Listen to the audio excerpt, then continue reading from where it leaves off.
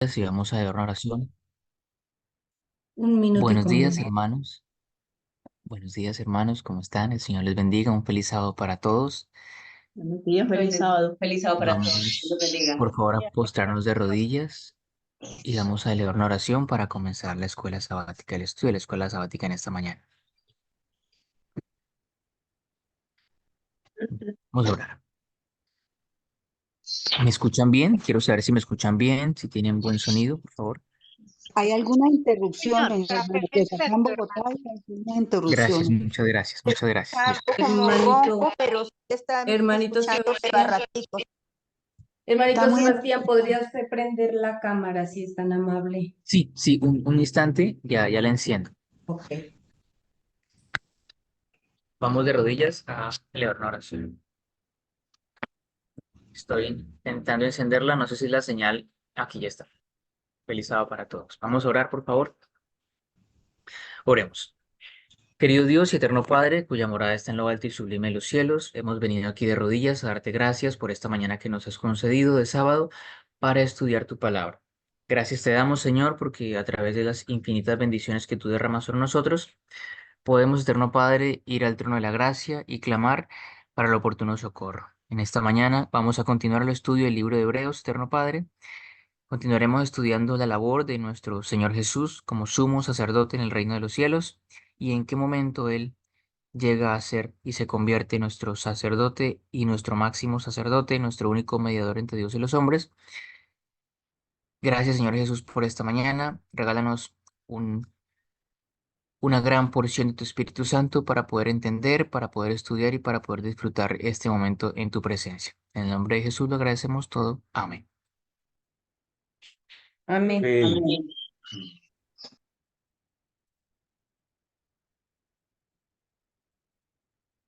Voy a compartir mi pantalla y vamos a empezar a continuar con el estudio que teníamos la semana pasada. Por favor, me avisan cuando estén viendo mi pantalla. Un instante.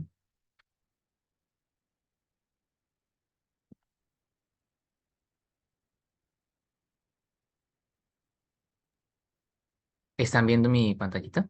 Sí, hermano Sebastián, estamos viendo la pantalla, nomás hay que poner la copita para que se llene más el espacio. Perfecto.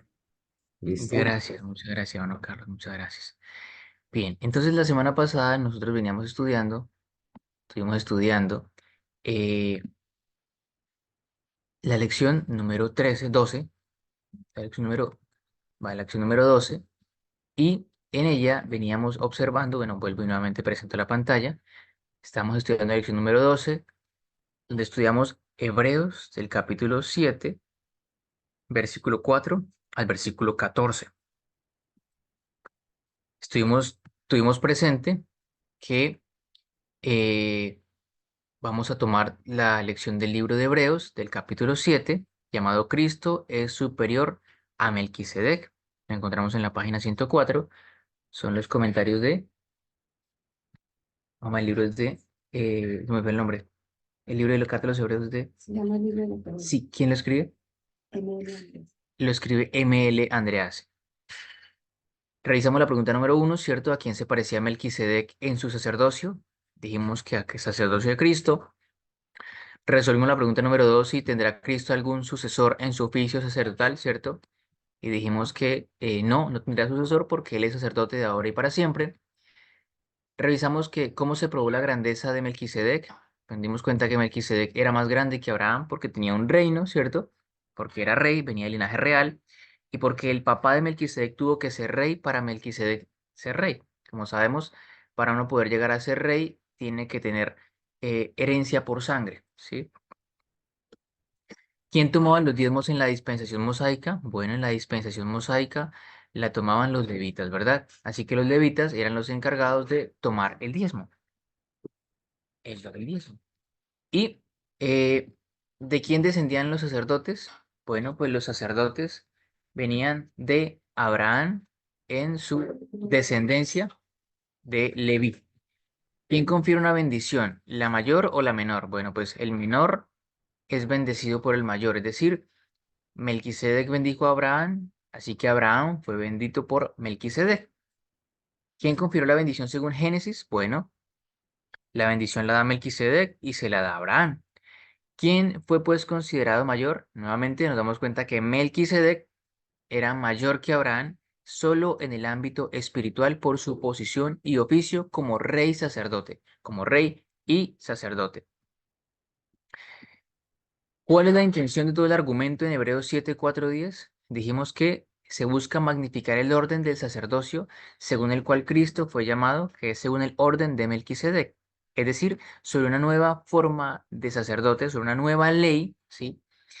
Porque sobre la ley que le dio a Moisés, a la ley del sacerdocio levítico, queda abrogada porque el Señor Jesús es de la tribu de Judá y por ende no podría un judío de la tribu de Judá, si un judío, tomar ropas sacerdotales sobre sí, porque en la época de Jesús hubiese sido apedreado. El Señor Jesús nunca quiso ser sacerdote ni cumplir su misión en esta tierra como sacerdote, porque recordemos que Él vino como el Cordero de Dios que quita el pecado del mundo.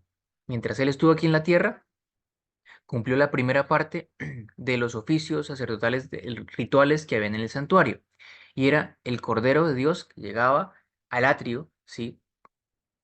Es decir, a esta tierra, que esta tierra es el atrio, y moría en la cruz del Calvario, y es el ofrecimiento del Cordero de Dios, que en un principio se le fue dado a Adán y a Eva como la promesa de salvación. Así que la labor del Señor Jesucristo en esta tierra fue la labor de Cordero de Dios, sin mancha, sin mácula, dándonos una vida de ejemplo, para que nosotros en su vida podamos también tomar el ejemplo que Él nos dio. Bueno, si la perfección se hubiera alcanzado por el sacerdocio levítico, ¿hubiese sido necesario algún otro sacerdocio? Nos dimos cuenta que no, ¿sí? Que era necesario que se cambiara el sacerdocio, un cambio distinto al sacerdocio levítico, porque en el sacerdocio levítico el sacerdote al levantarse cada mañana tenía que comenzar a ofrecer por él mismo sacrificios y ofrendas y pedir perdón por sus pecados para que luego él pudiese ofrecer perdón por los pecados del pueblo. Mientras que la perfección no se alcanza por el sacerdocio levítico, no porque fuese un modelo, dijimos, ¿verdad? Estamos recapitulando, un modelo imperfecto o malo, porque fue un modelo que el Señor Jesús dio, un modelo pedagógico, didáctico, para mostrarle, no podrías quitar el retorno, me molesta, para mostrarle al pueblo de Dios, a la nación judía, cuál iba a ser la ruta de la profecía dada a Adán y a Eva, ¿sí? Enemistad pondré entre ti y la mujer, entre tu simiente y la descendencia de ella, ¿verdad? Así que esta profecía que se da en Génesis 3:15 se expande, amplía, alcanza su culmen con la llegada del Mesías, pero podemos ver que la nación judía no estaba esperando al Mesías. Así que como la nación judía no esperaba al Mesías, algo había fallado. ¿Qué pasó? ¿Por qué los ángeles mensajeros dados por el cielo para cantar y dar gloria al Mesías que había recién nacido, al Mesías príncipe, no encontró sino un pequeño grupo de hombres pastores haciendo su trabajo y mientras hacían su trabajo hablaban acerca de la llegada del Mesías? Todo tiene que ver con que la ceremonia y los ritos que el Señor dio para que su pueblo, para que su nación escogida entendiese cuándo iba a ser el cumplimiento de todas estas cosas, se habían tergiversado. Y el oficio del sacerdocio era, en un sentido primario, imperfecto del comienzo, porque era simplemente un sacerdocio temporal. Eran leyes temporales que le permitían al hombre acercarse a ese Señor Dios Todopoderoso que no aguantaba la separación con su pueblo, con sus hijos, y que decidió venir a morar en medio de ellos en el tabernáculo.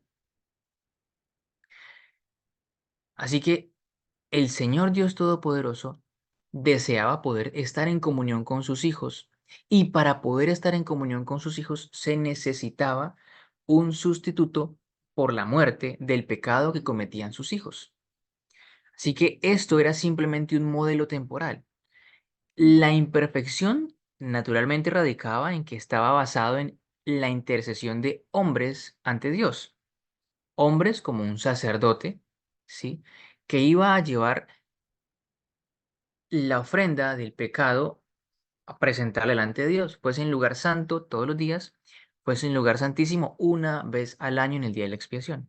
Así que se necesitaba un sacerdote que fuera de una vez y para siempre, y además que este sacerdote que se presentara fuese según el orden de Melquisedec, como hemos venido estudiando, según el apóstol Pablo, y ese orden de Melquisedec requería que ese sacerdote fuese hijo de un rey y tuviese un reino, ¿sí? Cuando Adán peca, Adán pierde, le entrega, ¿sí? Cuando Adán es caído, le entrega a Satanás, por así decirlo, la representación de la tierra, porque Adán decide cambiar a Dios y elige junto a Eva a Satanás, a Lucifer. He ahí, por eso Lucifer, cuando el Señor le pregunta de dónde viene, si él le responde de rodear la tierra y merodear por ella, ¿sí? Recordemos que Satanás no le responde a Dios de manera humilde, sino altiva, sacando el pecho y extendiendo sus manos en señal de señorío sobre la tierra. Cuando el Señor Jesús muere en la cruz, el Señor Jesús gana un, un reino que Adán había perdido, ¿sí? Así que el Señor tiene el dominio sobre la tierra, ¿sí? Y sobre sus habitantes, un dominio para salvación. Es una herencia que no, que ha sido usurpada y que todavía está habitada por inquilinos no deseados. Entonces, cuando el Señor Jesús va al Padre, ¿cierto? Se presenta como el Cordero de Dios que quita el pecado del mundo. Se presenta como además el heredero de este reino terrenal, ¿cierto? O sea, como rey, pero además es hijo de rey. Por eso el sacerdocio de Melquisedec, en el sentido figurado decimos el sacerdocio de Melquisedec, porque tenemos tres sacerdocios. El de Melquisedec, que es el primero que aparece en la fuente primaria, en el texto bíblico. El segundo, que es el sacerdocio de Aarón, levitas, que vienen de los lomos de Abraham. Y el último sacerdocio, que es simplemente una figura, el primer sacerdocio es figura del último sacerdocio, que es el sacerdocio del Señor Jesús, ¿sí?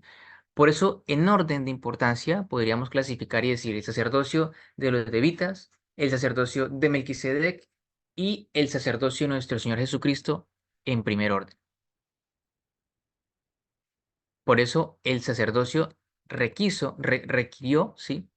Otro sacerdocio. El sacerdocio levítico necesitaba un sacerdocio diferente y era simplemente temporal. Así que es el Señor Jesús, Cristo, quien toma el nuevo sacerdocio.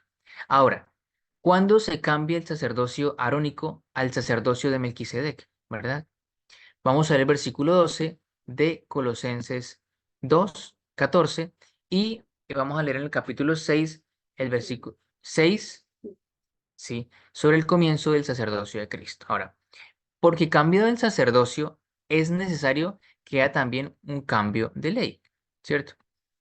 Porque anulando el acta de los decretos que había contra nosotros, que nos era contraria, quitándola del medio y clavándola en la cruz. Colosenses 2:14. Cuando Cristo entra en el santuario después de su resurrección y ascenso al cielo, se inicia su ministerio sacerdotal. Es decir, ¿en qué momento el Señor Jesús comienza a oficiar como sacerdote? No es distinto, no es lejano el momento en figura, es decir, en una comparación a cuando el sacerdote comenzaba a oficiar en el santuario. Yo les pregunto, ¿de qué manera oficiaba el sacerdote en el santuario? Hermanos, adelante. ¿De qué manera oficiaba el sacerdote en el santuario, por favor? Sí. Es decir, ¿cómo sabía el pueblo de Israel que había un sacerdote ante el cual ellos podían presentarse? ¿Podía acaso un hombre llegar con su corderito y decirle a otro hombre, hola sacerdote, sea mi sacerdote? ¿Cómo sabía el pueblo de Israel que alguien era sacerdote? Sí, era nombrado por la ley, es cierto, Pero, ¿qué caracteriza a un sacerdote? Era un oficio público. Las vestimentas.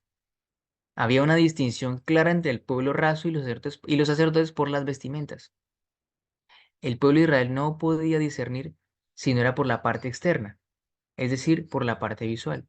Así que no solamente bastaba, porque no era posible que usted buscara al sacerdote en la puerta de la casa del sacerdote. No, usted lo buscaba ¿en dónde? En el santuario. Así que para que el Señor Jesús, y aquí tenemos la clave que nos muestra que el santuario en el cielo es un lugar físico, es un lugar real, es un compartimento, no todo el cielo es un santuario. El santuario no está en nuestro corazón, la tierra no es un santuario. Y para mostrarnos eso tenemos que darnos cuenta que el cambio de sacerdocio arónico al sacerdocio de Melquisedec, ¿cierto? ¿Se da cuando el Señor Jesús entra al cielo? No, cuando el Señor Jesús entra al santuario, pero antes de entrar al santuario a presentarse delante de su Padre, Él debe cambiarse las vestiduras en el cielo y debe ponerse las vestiduras de sacerdote. Cuando el Señor Jesús llega al cielo, llega vestido como un rey, ¿verdad, madre? Así es recibido por los ángeles. Por eso el ejemplo del apóstol Pablo respecto a Melquisedec. Cuando Melquisedec recibe a Abraham, ¿cómo está vestido Melquisedec? Como rey, con corona y con cetro.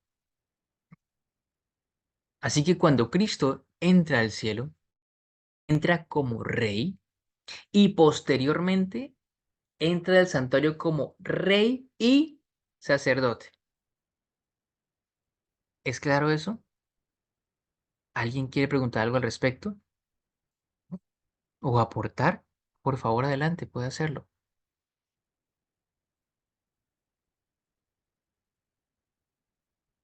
Pero si me están escuchando, hermanos, se me fue la señal, me quedé sin internet, me quedé solo hablando.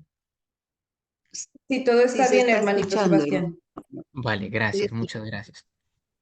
Entonces, esa es la comparación que se hace entre Melquisedec y el sacerdocio del Señor Jesús.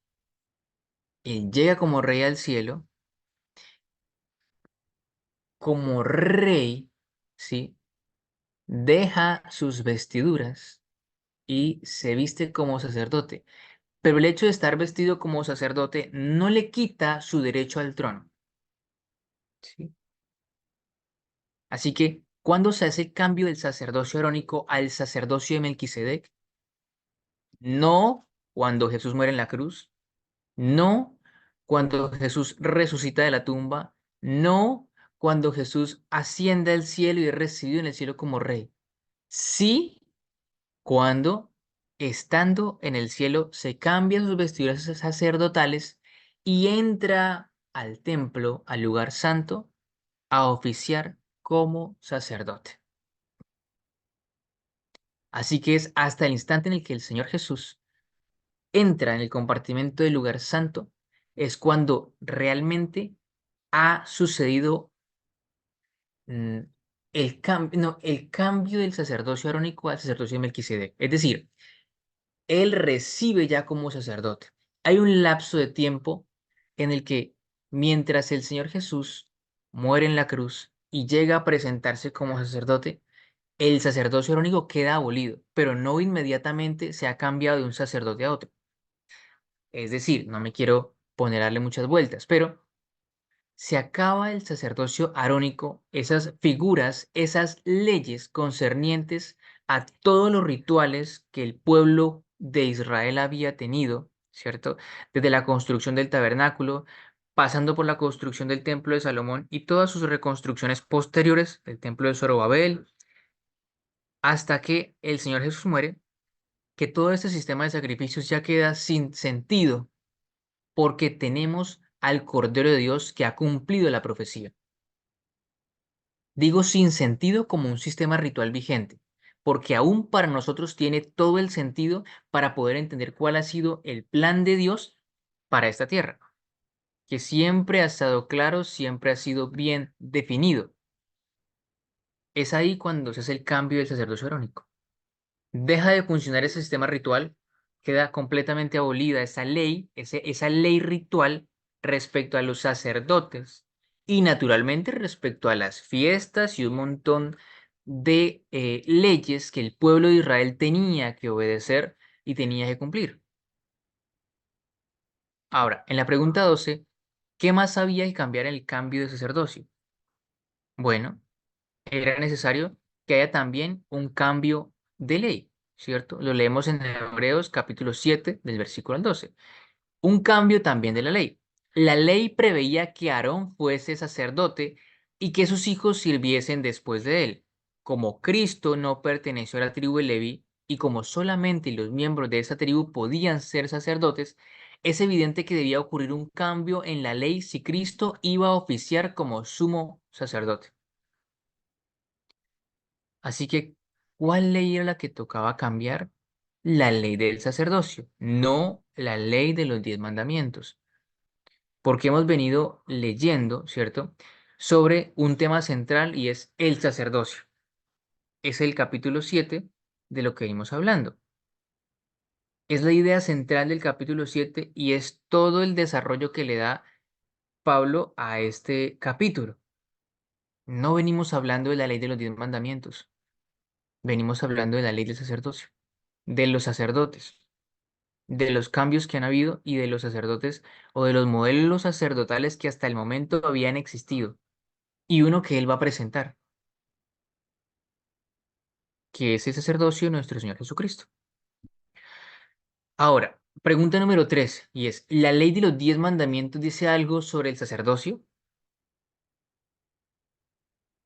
Yo decidí copiar aquí los 10 mandamientos. ¿A alguien le gustaría, por favor, leerlo para nosotros? Amén. Y habló Dios todas estas palabras diciendo, yo soy Jehová, tu Dios, que te saqué de la tierra de Egipto, de casa de servidumbre.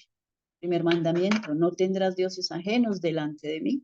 Segundo, no te harás imagen ni ninguna semejanza de lo que esté arriba en el cielo, ni abajo en la tierra, ni en las aguas debajo de la tierra.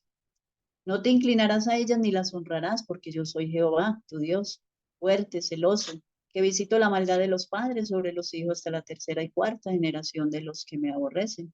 Y hago misericordia a millares a los que me aman y guardan mis mandamientos. No tomarás el nombre de Jehová tu Dios en vano, tercer mandamiento. Porque no dará por inocente Jehová al que tomare su nombre en vano. Cuarto, acuérdate del día de reposo para santificarlo. 6 días trabajarás y harás toda tu obra, mas el séptimo día de reposo para Jehová tu Dios. No hagas en él obra alguna, tú, ni tu hijo, ni tu hijo, ni tu siervo, ni tu criada, ni tu bestia, ni tu extranjero que está dentro de tus puertas. Porque en 6 días hizo Jehová los cielos y la tierra, el mar y todas las cosas que en ellos hay.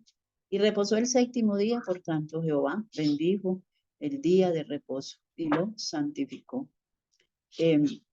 Quinto, honra a tu padre y a tu madre para que tus días se alarguen en la tierra que Jehová tu Dios te da. Sexto, no matarás. Séptimo, no cometerás adulterio. Octavo, no hurtarás. Noveno, no hablarás contra tu prójimo, falso testimonio. Décimo, no codiciarás la casa de tu prójimo, no codiciarás la mujer de tu prójimo, ni su siervo, ni su criada, ni su buey, ni su asno, ni cosa alguna de tu prójimo. Entonces, en cuanto a la pregunta, mis hermanos, aquí no se menciona nada en cuanto al sacerdocio, ni se menciona ninguna ley ceremonial, ningún sacrificio, nada de eso. Entonces, ¿de qué ley se estaba hablando aquí? De las leyes ceremoniales, incluyendo el servicio del sacerdocio. Manuela, muchas gracias.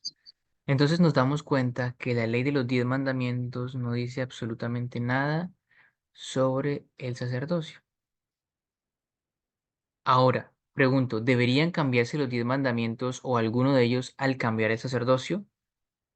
La Nunca, respuesta es hermano. clara y es no, Porque, no hermano, deberían cambiarse. Sí, adelante. permítame, permítame recordar un texto bíblico donde es muy poderoso para nosotros, donde Cristo dice, Mateo 5:17, no penséis, ni se les ocurra que yo vine a abrogar la ley, ¿sí? Porque ni una jota ni una tilde pasará de la ley. Entonces Cristo lo advirtió y dijo, no penséis, porque hoy en día todo el mundo dice, claro, cambio de sacerdocio, cambio de ley, entonces ya quedó abrogada, Cristo clavó los mandamientos en la cruz, es un yugo de esclavitud, la ley nos salva, todas estas expresiones la utilizan los, las personas de las otras religiones, entonces no entienden cuál era el cambio, de cuál era la ley de la que se viene hablando aquí en Hebreos 7, en lo que estamos analizando hoy.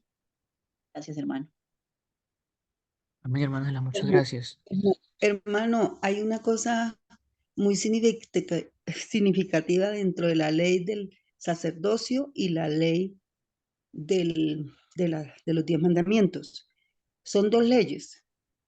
Una era lo que tenía que dirigir el pueblo, al pueblo de Dios en el tiempo del pueblo de Israel, o sea, del pueblo que Jesús sacó, que Dios sacó de Egipto.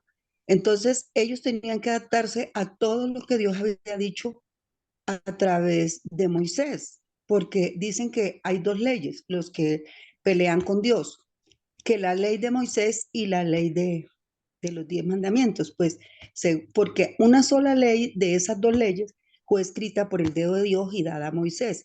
La otra se le fue dictada desde el monte a Moisés y Moisés la escribió, pero no es de Moisés, es de Dios. O sea, todas esas cosas nosotros las entendemos, pero la gente que no ha tenido la luz verdadera no lo entiende. Ahora, la ley de los 10 mandamientos son 10 palabras, como se dice en algunas partes. Y de esas 10 palabras, ellos aceptan 9. ¿Por qué aceptan 9? Porque son irrefutables, no se pueden refutar.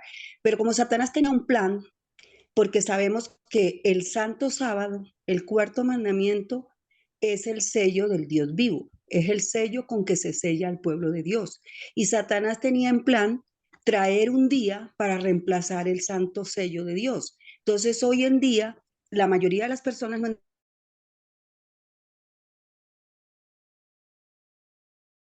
no entienden la salvación, aunque se dice que la ley nos salva, que guardar los 10 mandamientos nos salva, pero si la quebrantamos y nos perdemos. ¿Y cuál es el mandamiento más sobresaliente que está en el centro de la ley? La cual los reyes cuando ponían su sello de soberanía estaba en el centro, el cuarto mandamiento. Entonces nosotros tenemos que tener muy en cuenta cuando le expliquemos a la gente qué significa el Santo Sábado, porque es el sello del Dios vivo. ¿Y qué significa el sello o la marca de la bestia? El día espurio, el día equivocado, porque ellos quieren aceptar un día que Dios no instituyó, que Dios no escribió en las tablas de piedra y que no lo instituyó desde antes que el pecado existiera en el mundo, porque fue creado, fue colocado en este planeta cuando todavía no se había pecado, en el jardín de Edén, durante la semana de la creación. Entonces hay que tener bien claro eso para enseñarle a la gente. Gracias. Amén, hermana David. Amén, Ángela, muchas gracias. Entonces, los 10 mandamientos no deberían cambiarse ni tampoco ninguno de ellos al cambiar el sacerdocio. Ahora, pregunta, ¿había alguna ley concerniente al sacerdocio? Por favor, ¿podría alguien leernos Éxodo capítulo 28, versículo 1? Y otra persona leernos Éxodo capítulo 40, versículo 13, por favor. Eso 28:1. Por favor, sí, señora. De entre los israelitas, allega a ti a tu hermano Aarón y a sus hijos, para que sean mis sacerdotes. Aarón, Nadab y Abiú, Eleazar y Itamar, hijos de Aarón. Y eso 40:13. Por favor. 40:13. Eh, vestirás a Aarón las vestiduras sagradas y lo ungirás y consagrarás para que sea mi sacerdote.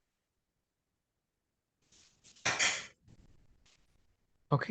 Entonces vemos que en Éxodo 28, capítulo 1, ¿cierto? Se expone que Aarón y los hijos de Aarón deben ser diferentes a los demás hijos de Israel y son apartados como sacerdotes, ¿verdad? Y ahora, no solamente se les aparta como ser sacerdotes, sino que se les pone una distinción. Y la distinción está en sus Vestido. vestiduras, que son llamadas sagradas. Pero además de las vestiduras y de la distinción, hay un rito, que es la unción y la consagración. Entonces, la ley concerniente al sacerdocio nos expone que deben ser única y exclusivamente los hijos de Aarón, sacerdotes diferentes apartados del pueblo, deben vestir vestiduras sagradas y deben ser ungidos y consagrados como sacerdotes para Dios. Leemos entonces que sí, había una ley concerniente en cuanto al sacerdocio y tiene que ver con las vestiduras y la consagración de los hijos de Aarón. Ahora, ¿cuál hubiera sido la consecuencia si alguien diferente a los hijos de Aarón hubiera tratado de actuar como sacerdote? Vamos a leer Números. Por favor, vamos a leer la Biblia en el versículo, en el libro de Números, capítulo 3, versículo 10, por favor. Amén. Números capítulo 3, versículo 10. Dice así la palabra de Dios.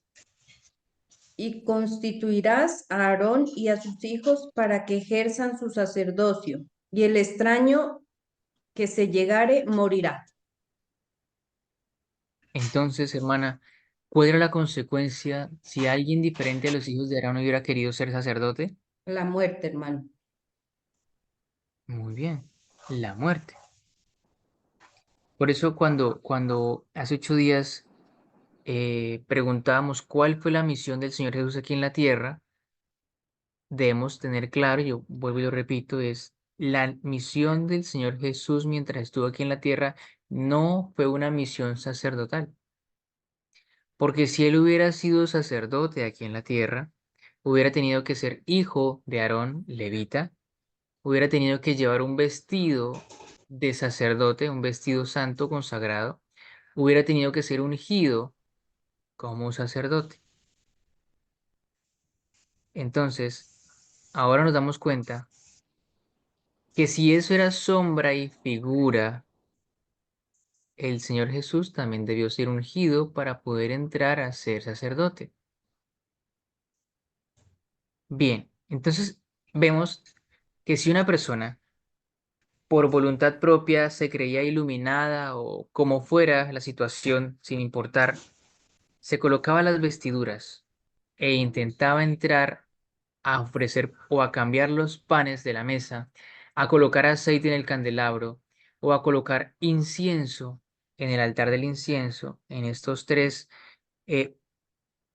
si llamémoslo tres, no elementos ni utensilios, son tres muebles que habían en el lugar santo, este hombre hubiera muerto. Pues resulta que alguien que no fue levita quiso ser sacerdote. Vamos a buscar, por favor, Segunda de Crónicas,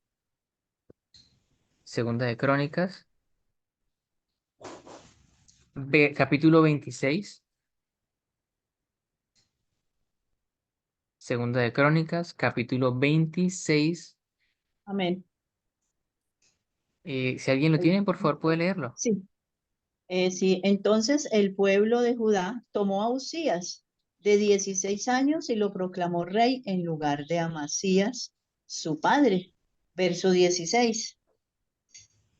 Pero después de que Usías se fortaleció, o sea, anteriormente él fue fiel, su orgullo lo llevó a la ruina, porque se rebeló contra el Señor, su Dios, y entró en el templo del Señor para quemar incienso en el altar del incienso. Pero tras él entró el sacerdote Azarías con 80 sacerdotes del Señor de los valientes. Se opusieron al rey Usías y le dijeron: no te corresponde a ti quemar incienso al Señor, sino a los sacerdotes, hijos de Aarón, consagrados para quemar. Sal del santuario, porque has pecado, y eso no te dará honra ante Dios el Señor. Y Usías, que tenía incensario en la mano para ofrecer incienso, se airó, y cuando estaba por expresar su ira contra los sacerdotes, le brotó lepra en la frente ante los sacerdotes de la casa del Señor, junto al altar del incienso. Cuando el sumo sacerdote Azarías y todos los sacerdotes vieron la lepra en su frente, lo hicieron salir a prisa, y él mismo apresuró a salir porque el Señor lo había herido. Qué tremendo. Continúe, hermana, por favor.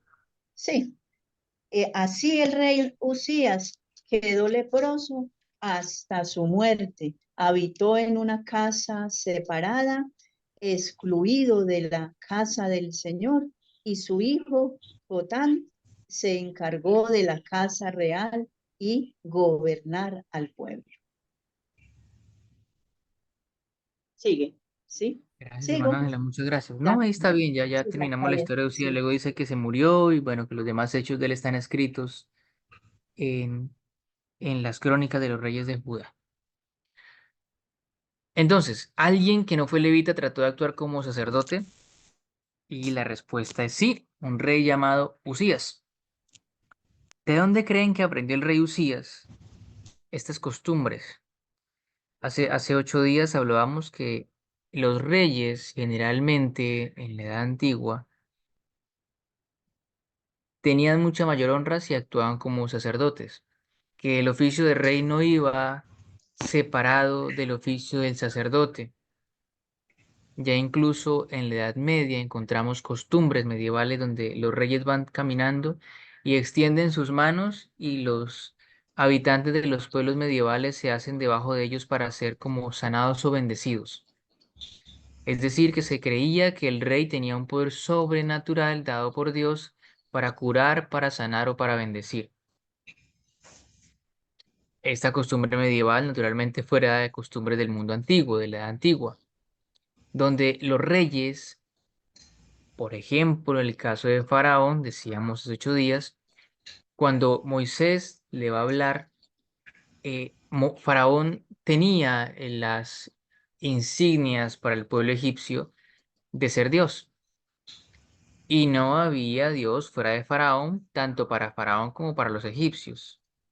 ¿Sí? Así que Faraón le dice quién es Jehová para que yo lo reconozca, le honre y le haga caso. ¿Sí? ¿Quién es ese tal Jehová? Yo no lo conozco porque pues Faraón estaba ahí mismo él creyéndose como Dios. Dios, creyéndose Dios, ¿sí? Así que los reyes, además de estar en su posición política y militar, también tenían una posición espiritual y la reclamaban. Por ende, cuando un rey quería alcanzar su máximo culmen, iba al templo y además de ser rey, oficiaba como sacerdote. Así que aquí vemos que Usías, pese a que fue fiel a Dios en una época, ¿cierto? El versículo 16 dice, más cuando ya era fuerte, fuerte militar, fuerte políticamente, había alcanzado riquezas, estabilidad en su trono, en su reino. Dice, su corazón se enalteció para su ruina, porque se rebeló contra Jehová su Dios, entrando en el templo de Jehová para quemar incienso en el altar del incienso.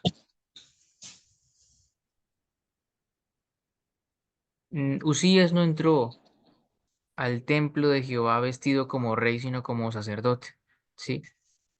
Y entró para querer tener mayor honra.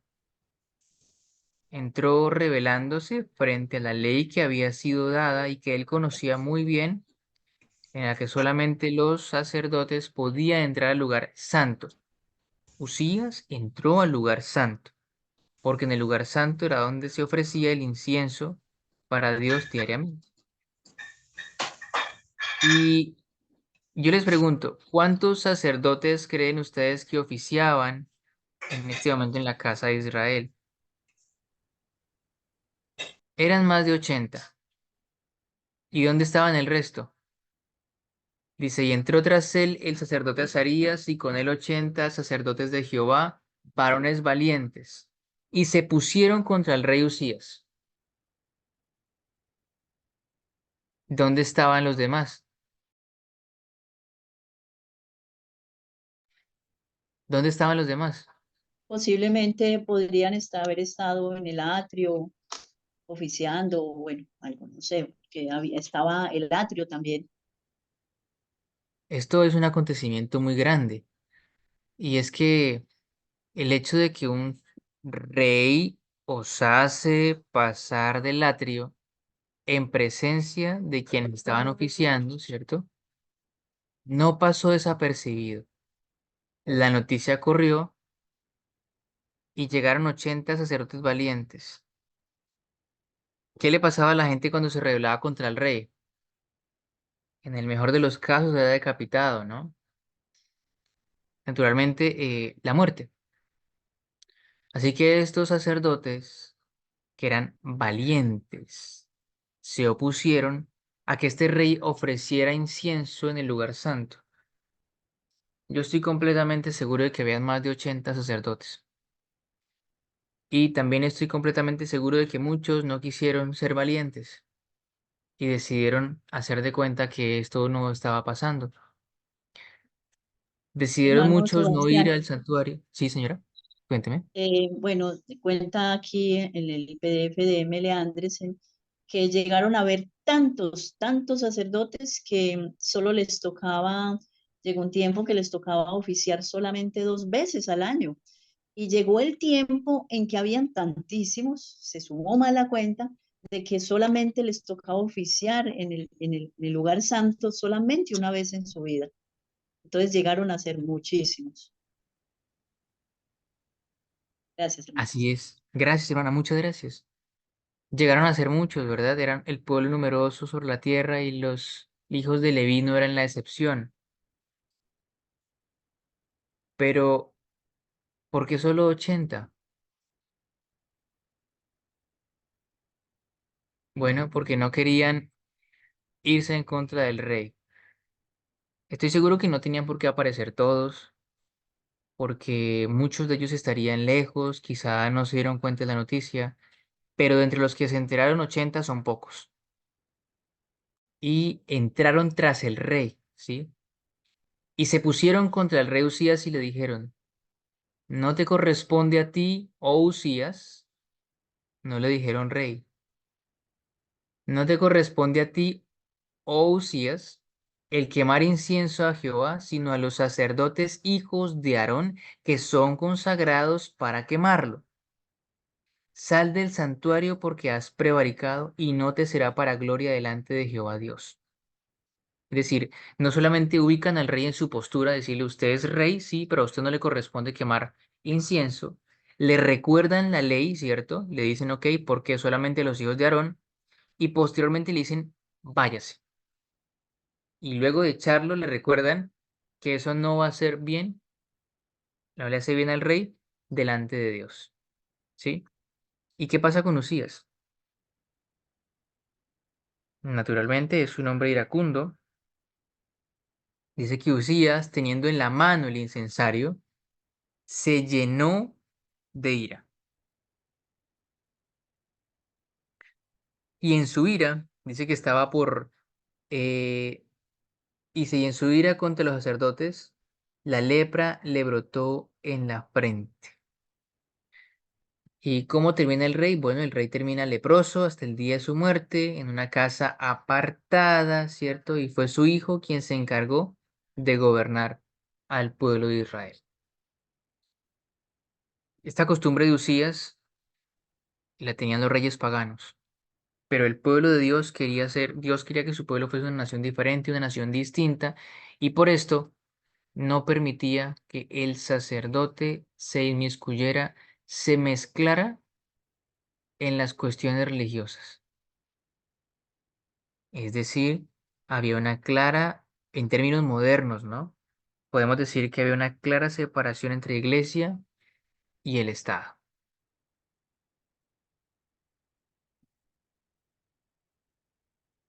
Ahora, sabemos que el resultado de la presunción de Usías, pues fue que tuvo lepra en la frente, ¿sí?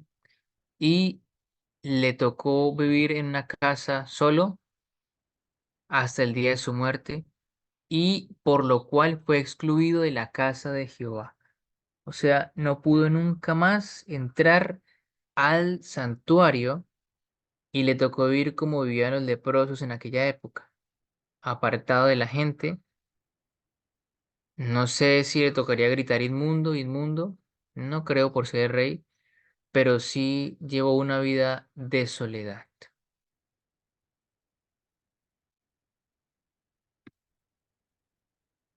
Bueno, aquí yo coloqué que el rey vivió de leproso. ¿Cuál fue el resultado de su presunción? Lepra y vivir en soledad, apartado del pueblo, de su familia y de su trono, su reino. ¿De qué tribu era el rey Usías? Bueno, en el capítulo 26, versículo 7, no. Entonces todo el pueblo de Judá tomó a Usías, es el versículo 1, el cual tenía 16 años de edad y lo pusieron por rey en lugar de Amasías su padre. ¿De qué tribu era el rey Usías? La tribu de De la Judá. tribu de Judá. ¿Y de qué tribu es el Señor Jesús? De la tribu de Judá. De la tribu de Judá. Qué interesante, ¿verdad? Hebreos capítulo 7, versículo 14. Si nosotros vamos a la Biblia y encontramos en Hebreos, que nos dice, capítulo 14 de Hebreos, que es manifiesto que nuestro Señor vino de la tribu de Judá, de la cual nada habló Moisés tocante al sacerdocio.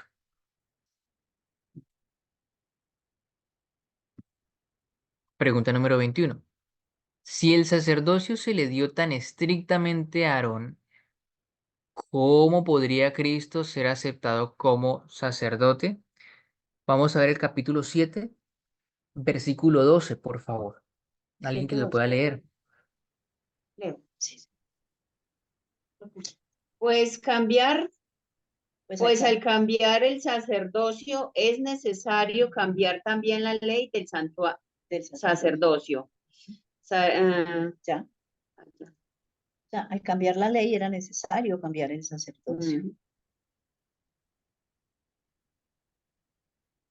Es correcto.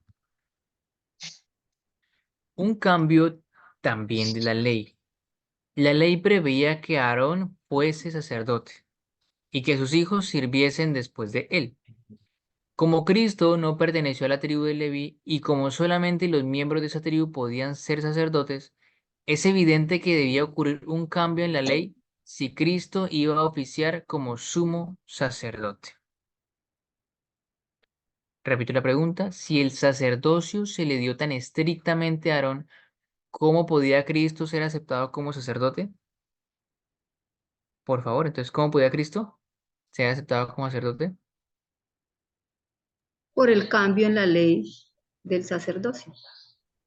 Si el sacerdocio era necesario cambiarlo, era necesario también un cambio en esa ley.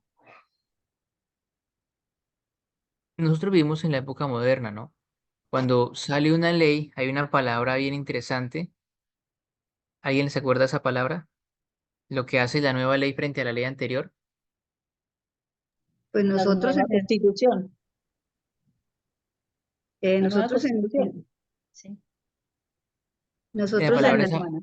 la usamos en el lenguaje bíblico, decimos la nueva ley abroga la ley anterior.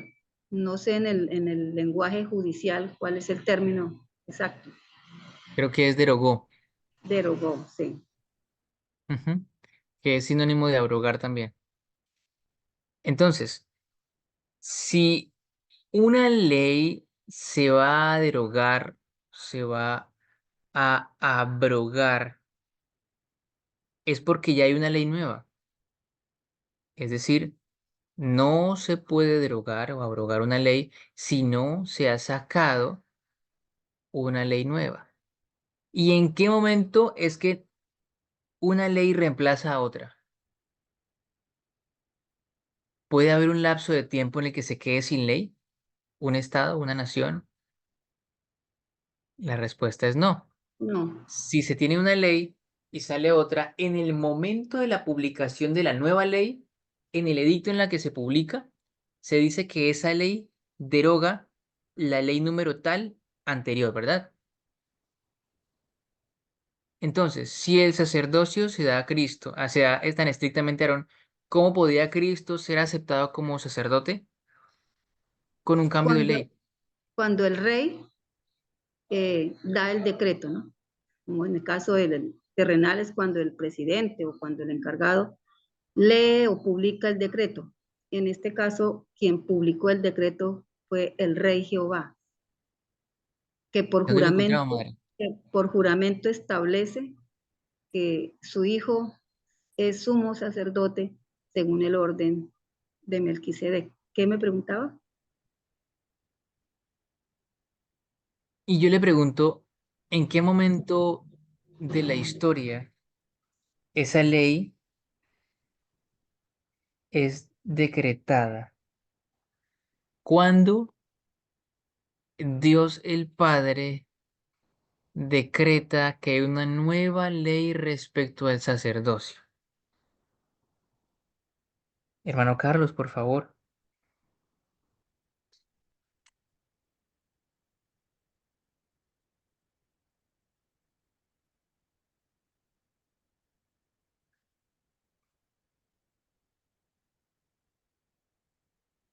¿Cómo es la pregunta, Sebas? Mi hermano Carlos tal vez no tiene señal. Ok, vale. La pregunta es, ¿en qué momento Dios el Padre declara que hay una nueva ley a través de la cual su hijo puede ser hecho sacerdote? Pues yo he entendido en los estudios anteriores que cuando el Señor Jesús resucita y se presenta ante el Padre, cuando asciende y se presenta ante el Padre, presentándose como victorioso en la misión que ha venido a cumplir aquí en la tierra. Regresa nuevamente a la tierra durante 40 días y lleva, cuando se presenta al Padre, pues ha llevado también las primicias, pero cuando él ya, después de los 40 días, se presenta al Padre y a los 50 está derramándose el Espíritu Santo. No sé si estaré equivocada, si en esos, el día de Pentecostés se establece el nuevo sacerdocio, o fue antes. Tengo idea. Yo no sé la respuesta, la verdad, pero debemos estudiarlo. Sí. Sí, totalmente de acuerdo con la Dos, hermana Genis. Son 10 días, como dice hermano. la profeta del Señor, el Señor le revela a ella después de ascender al cielo, 40 días más 10 días de intronización. Ya después de esa intronización, que es una, digamos, una fiesta que se hace en el cielo, eso, la coronación y todo, ahí es donde Cristo procede a hacer el primer servicio, bueno, en el lugar santo, ¿sí? Hasta 1844. El apóstol Pablo, pues lo declara en sus escritos y Significativo. Apocalipsis y en Hebreos 8, donde él dice que tenemos un sumo sacerdote. Y bueno, y obviamente pues el Juan en Apocalipsis 1 lo ve en medio de los 7 candeleros de oro. Hermano Cerita, ¿me escucha? Pero adelante, por favor. Mire, hay dos textos en la Biblia, en Hebreos, que son un poco como significativos, como para desenredar un poco algo de lo que estamos debatiendo.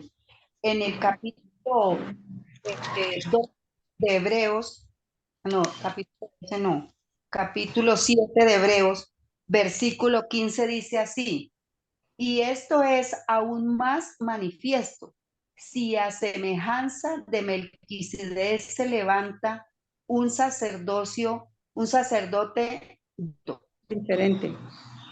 no en el 16 dice, no constituido conforme a la ley del mandamiento acerca de la descendencia, sino según el poder de una vida indestructible. Entonces, yo poco, como que trato de entender ahí esos dos textos. Melquisedec era rey y sacerdote, pero no, dice que no se sabía su descendencia. Entonces, si no se sabía, no era levita, pero sin embargo era sacerdote. Entonces, si Melquisedec era un tipo, o no sé cómo se dice esa palabra, era un símbolo de Jesús, Jesús tampoco era de la tribu de Leví y murió como cordero que quita el pecado del mundo, pero al llegar a su lugar donde tenía que intervenir por el resto de los años que quedaban de este planeta, en el santuario celestial, Él es nuestro sumo sacerdote, el que determina si usted o yo seamos salvos porque Él tiene la capacidad de descubrir en mi corazón, en el corazón de cada individuo, si soy apta para ser anotada en el libro de la vida. Que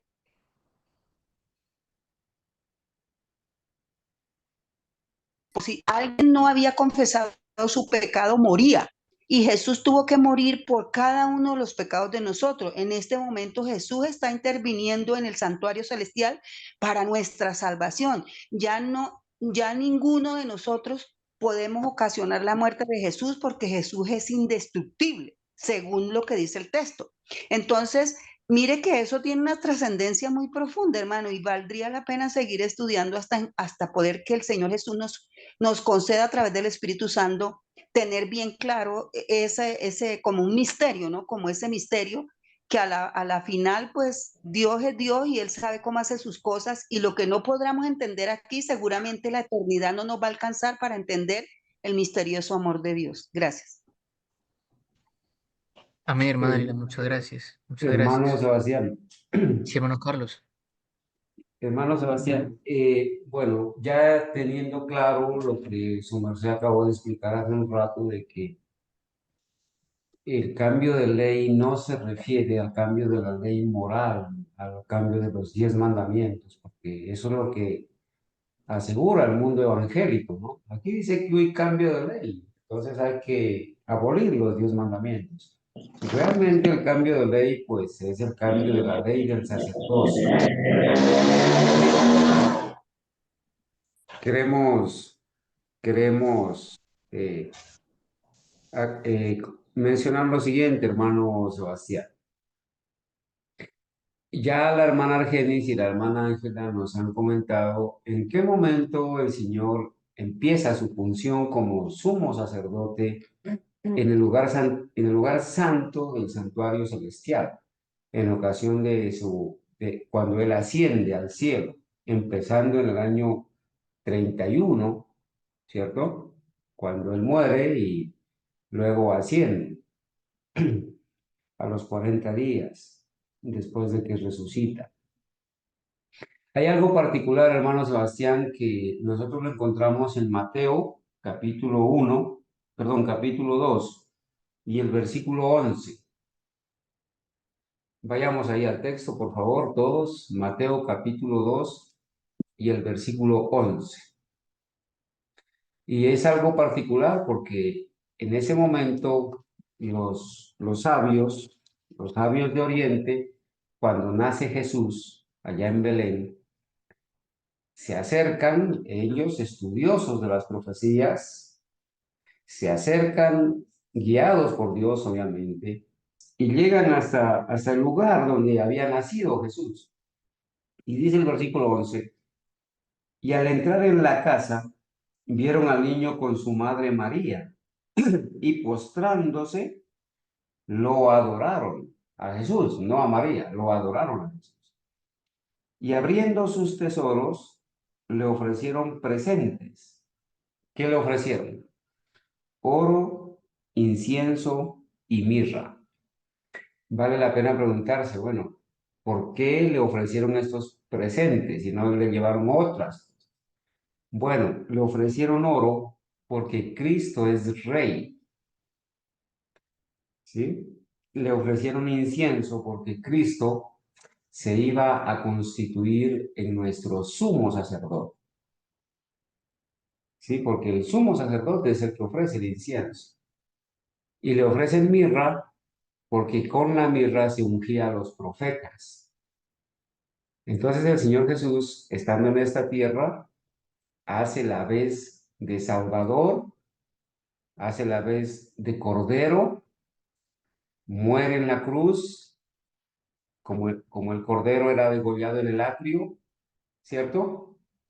Y ahora Él asciende al cielo y empieza su oficio como sumo sacerdote, primeramente en el lugar santo y luego en 1844, como decía la profecía, en el lugar santísimo. Entonces, lo necesario para nuestra salvación está revelado. Aquí nosotros podemos encontrar el proceso que siguió el Señor Jesucristo. Viene a esta tierra en su misión de Salvador, ¿sí? Muere como el Cordero y recordemos que en el santuario Cristo lo es todo y está en todo. Entonces el Señor Jesús en esta tierra asume el papel de Salvador al hacerse hombre y morir en nuestro lugar. Y ahora toma el lugar de Cordero, derrama su sangre, ¿cierto? Toma nuestro lugar. Ahora sí, asciende al cielo y empieza la etapa del juicio, la etapa del oficio de nuestro Señor Jesucristo, primeramente en el lugar santo y luego sí en el lugar santísimo. Es bueno tener ese contexto, ¿no es cierto? El cambio de ley tenía que ocurrir, el cambio de ley del sacerdocio, porque Cristo iba a oficiar como sumo sacerdote, ahora ya ofreciendo su propia sangre. Hermano Sebastián.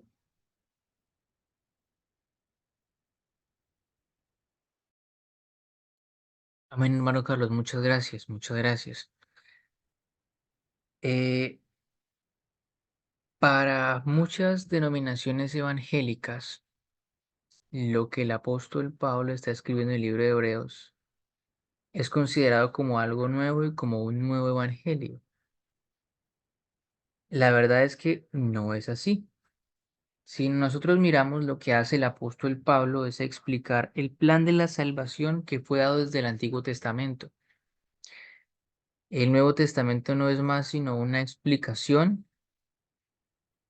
del acontecimiento, de lo que ha sucedido y de la manera en que el Señor lo previó ya desde la antigüedad. Nosotros podemos ver esto cuando revisamos el Salmo, el libro de los Salmos, el Salmo 110, se llama, bueno, aquí se llama El Señor da su dominio al Rey, ¿cierto? Y en el versículo 4, Salmo 110, versículo 4, dice, juró el Señor y no se arrepentirá. Tú eres sacerdote para siempre según el orden de Melquisedec. Entonces, eh, la pregunta es si el sacerdocio se le dio tan estrictamente a Aarón, ¿cómo podía Cristo ser aceptado como un sacerdote? Bueno, por una nueva ley, ¿sí? Y esta nueva ley la encontramos ya en Salmos, en el versículo, Salmo 110, versículo 4, donde dice, juró el Señor y no se arrepentirá. Tú eres sacerdote para siempre según el orden de Melquisedec. Así que esta explicación que nos da el apóstol Pablo ya había sido dada en la antigüedad, ¿sí? Sabemos que la revelación es progresiva y que el Señor va dando luz a sus hijos a medida que éstos la pueden soportar. Entonces, el apóstol Pablo está explicando en el capítulo 7, que hemos estado estudiando el libro de Hebreos, que el cambio de ley, ¿cierto?, se da por el juramento que hace el Padre cuando dice, tú eres sacerdote para siempre según el orden de Melquisedec. Ahora, dice, el análisis en esta sección se relaciona principalmente con la necesidad de un cambio en la ley del sacerdocio debido a la debilidad e ineficacia de todo el sistema. Hablamos de debilidad e ineficacia al ser esto una sombra de lo que había de venir, un ejemplo, una manera didáctica y pedagógica en que los habitantes del mundo antiguo iban a entender el plan de la salvación. ¿Qué necesidad habría? La queja contra el sistema levítico era el hecho de que nunca hizo a los que llegan perfectos. Esto muestra claramente que el intento y el propósito de Dios era la perfección del adorador. Si el sacerdocio levítico cumpliese esto, no habría habido necesidad de otro sacerdocio. Pero el hecho de que el sacerdocio no perfeccionó nada, y aún el hecho adicional de que Dios quería que esto fuese hecho, obligó a la institución de otro sacerdocio que lograría la perfección que Dios tenía en mente. Por otro lado, si Dios desea perfección y el sistema levítico no pudo producirla, entonces era imperativo que el nuevo plan pudiese producir perfección. Si no fuese así, no habría ninguna necesidad para cambiar el sacerdocio. Por esta razón se ha dicho mucho en la epístola acerca de la perfección. Nuestro sumo sacerdote debe producir perfección en sí mismo y en otros. Caso contrario, no se ganaría nada con el cambio. Así, en un sentido real, Cristo está siendo colocado a prueba en la calidad de hombres que está produciendo. Ahora, pregunta número 22. Si esa ley, la que fue en Números 3:10, que limita el sacerdocio a Aarón y a sus hijos, habría continuado en vigor, ¿podría Cristo haber actuado como sacerdote? Bueno, naturalmente sabemos que la respuesta es no, porque el castigo de esa ley era la muerte, ¿sí? Así que un cambio de la ley preveía que Aarón fuese sacerdote y que sus hijos sirviesen después de él. Como Cristo no perteneció a la tribu de Leví y como solamente los miembros de esa tribu podían ser sacerdotes, es evidente que debía ocurrir un cambio en la ley si Cristo iba a oficiar como sumo sacerdote. Así que si esa ley que limita el sacerdocio a Aarón y a sus hijos hubiese continuado en vigor, ¿podría Cristo haber actuado como sacerdote? La respuesta es no. No podía Cristo continuar como sacerdote porque había una ley que se lo impedía. De ahí la necesidad del cambio. ¿Qué ley, pues, había que cambiar para tener un cambio de sacerdocio? Bueno, pues la ley del sacerdocio levítico, no la ley de los 10 mandamientos. Eso es muy claro. Si venido estudiando, vuelvo y repito, el objeto del capítulo 7 es presentar la grandeza del sacerdocio del Señor Jesucristo según un nuevo orden que había sido tipificado, un tipo como ejemplo, en el Antiguo Testamento, ¿sí?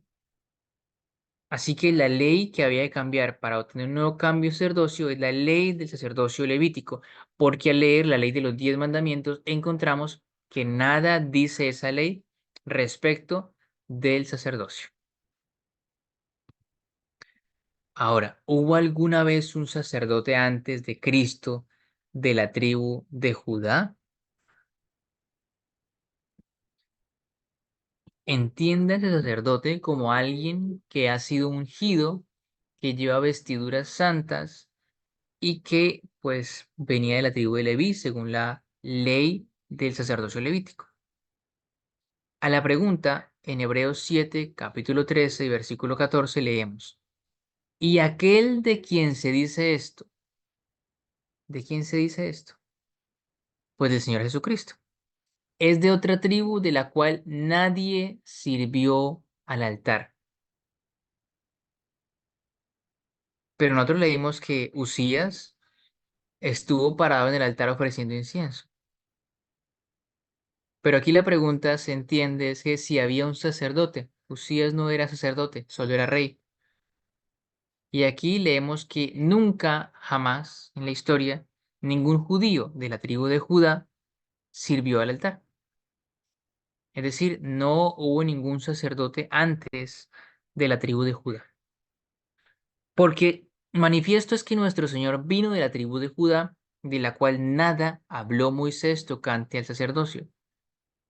Y esto es aún más manifiesto, si a semejanza de Melquisedec se levanta un sacerdote distinto. Entonces, antes en la tribu de Judá nunca hubo un sacerdote, solo hasta nuestro Señor Jesucristo, que es sacerdote desde ahora y para siempre, según el orden de Melquisedec. Esa expresión según el orden de Melquisedec, es decir, es según un nuevo tipo, según una nueva ley del sacerdocio. ¿Sí? Así que, recapitulando, hemos estudiado la manera en que el apóstol Pablo nos presenta cómo Melquisedec, ¿sí?, fue superior espiritualmente a Abraham, lo que convierte el sacerdocio de Melquisedec en un sacerdocio superior al sacerdocio de Leví, al ser Abraham quien reconoce la superioridad espiritual de Melquisedec, pero también es superior en el sentido en que Melquisedec tiene un reino y es rey, y es hijo de un rey, ¿sí? Así, Melquisedec es superior a Abraham, y en ese sentido el sacerdocio de Melquisedec es superior al sacerdocio levítico, ¿sí? Ahora, para que el Señor Jesús pudiese ser sacerdote, según el orden de Melquisedec, es necesario, o fue necesario, que él tuviese descendencia de rey, y es el Hijo del Dios Altísimo. O sea, cumple la primera condición. La segunda condición es que tuviese como rey un reino, ¿cierto?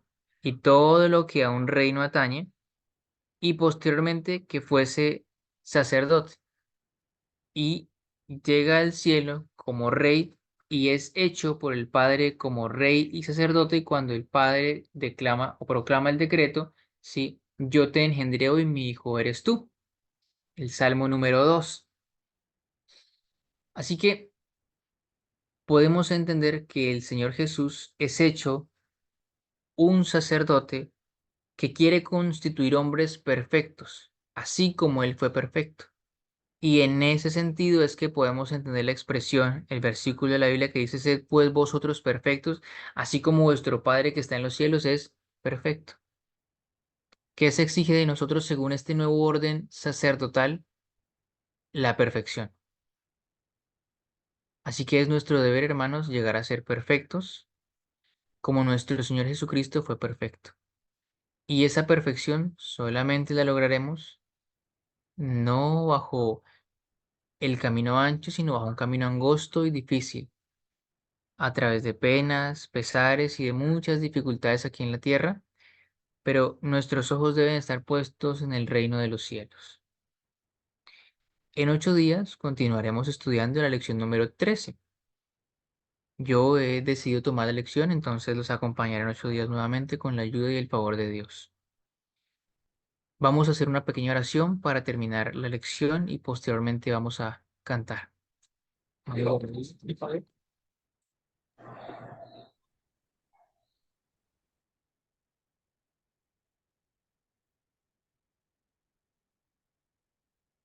Oremos. Querido Padre, que moras en las alturas de los cielos, te damos gracias por haber constituido a tu Hijo bajo una nueva ley, bajo la ley del sacerdocio de nuestro Señor Jesucristo, que es sacerdote desde ahora y para siempre, según el orden de Melquisedec. Un orden eterno, Padre, en el que tenemos un sacerdote que nos puede dar herencia al ser rey. Un sacerdote que nos puede dar la perfección al ser Él mismo, hecho por Él mismo, en su obediencia a tu Padre, a su Padre, en obediencia hasta la cruz. Perfecto. Es un nuevo orden donde, al ser el sacerdote perfecto, se requiere que quien a Él se allega, Señor Jesús, quien a Él viene de rodillas, eterno Padre, sea perfecto igual que Él. De las sombras del Antiguo Testamento, que son luz a nuestros ojos, pero sombras en comparación con el cumplimiento total, real y efectivo de la profecía en tu Hijo amado, puedan llegar a ser para nosotros riqueza en abundancia para la eternidad. Gracias por este sábado que nos has concedido descanso, por la oportunidad que nos das de hacer un alto en el camino y de descansar. Permite que estos días de paz y de tranquilidad, Señor, puedan ser empleados en el estudio de tu palabra, pero también en el trabajo incansable de nuestras vidas. Aquí en la tierra, Señor, debemos trabajar y esforzarnos humana y físicamente, porque es un mandamiento que debemos ganar el pan de cada día con el sudor de nuestra frente. Permite, Señor Jesús, que como hombres podamos tomar el lugar que nos corresponde y que las mujeres, Señor Jesús, puedan tomar el lugar que les corresponde, no como una confrontación entre los géneros masculino y femenino, sino como una actitud de obediencia al Rey de los cielos que ha declarado, Eterno Padre, que nosotros como tus hijos tenemos unos límites que llevar en esta tierra y cumplir según nos corresponda. Venimos a ti, eterno Dios, a darte gracias por las bendiciones que tú derramas sobre nosotros. Gracias por el cuidado que tú tienes con nosotros en el transcurso de esta semana. Queremos, eterno Padre, pedirte ahora que viene el segundo servicio, el estudio principal de la mañana, que tú dirijas al orador u oradora, Señor Jesús, y que pueda ser de raudales de alimento para nosotros. Danos la fortaleza y el ánimo, eterno Padre, para poder llegar a ser constituidos hijos tuyos en obediencia y en sujeción completa al nuevo sacerdocio, que reclama que debemos ser perfectos, así como nuestro Padre que está en los cielos es perfecto. En el nombre de Jesús lo agradecemos todo. Amén. Amén. Un feliz sábado, mis hermanos. Señor les bendiga. Amén. Amén. Igualmente, hermano Amén. Sebastián. Dios lo bendiga.